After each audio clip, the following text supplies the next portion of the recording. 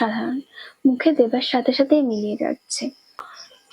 এতটা খাস্তা ও মুচমুচে হয়েছে যে আপনারা বাড়িতে না বানালে বিশ্বাসই করতে পারবেন না। একদম ঘরোয়া উপকরণে খুব সহজেই বাড়িতে বানিয়ে ফেলুন এরকম সুন্দর মুচমুচে খাস্তা বিস্কুট। তাহলে চলুন আর দেরি না করে ভিডিওটি শুরু করা যাক। প্রথমে একটি বাটিতে নিয়ে নিয়েছি গুঁড়ো চিনি। এবার এর মধ্যে একটি ডিম দিয়ে 2 থেকে 3 মিনিট ভালোভাবে ফেটিয়ে নেব, যাতে চিনি পুরোপুরি ডিমের সঙ্গে মিশে যায়। আমি এখানে 5 চামচ চিনি ব্যবহার করেছি এবং চিনির সাথে সামান্য জায়ফল দিয়ে গুঁড়ো করে নিয়েছি। জায়ফল দেবার ফলে ডিমের গন্ধটাও পাওয়া যাবে না আর বিস্কুটের স্বাদটাও অসাধারণ হবে। যখন মিশ্রণটি হালকা ঘন এবং ক্রিমের মতো হয়ে যাবে তখন বুঝবেন ডিম ঠিকভাবে ফেটানো হয়েছে। এবার দিয়ে দেবো 4 চামচ সাদা তেল। তেলটা ভালোভাবে মিশিয়ে নেব।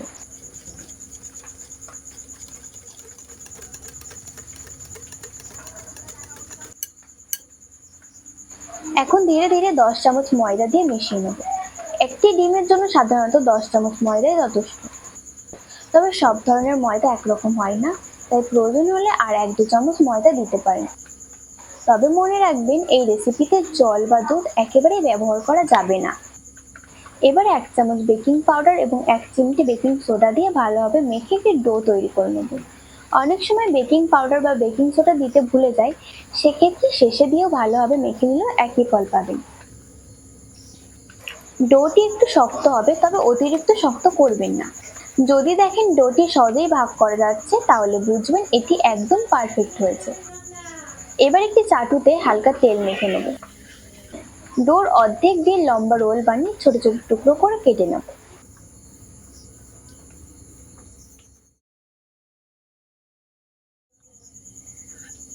তারপর আলতো করে চেপে চেপে চৌকো আকার দেব।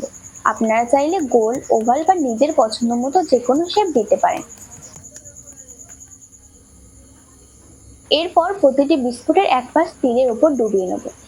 এটি সম্পূর্ণ অপশনাল, তবে তিল দিলে দেখতে যেমন সুন্দর লাগে তেমনি স্বাদও আরো ভালো হয়।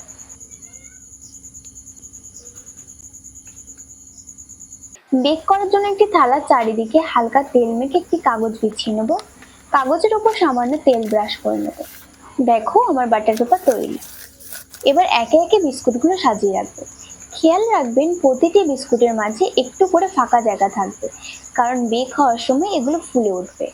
আমি আগে থেকেই কড়াইটা মাঝারি আছে 10 মিনিট প্রিহিট করে নিয়েছি। এবার স্ট্যান্ডের ওপর থালাটি বসিয়ে ঢাকনা দিয়ে একদম কম আছে 30 মিনিট বেক করে নেব।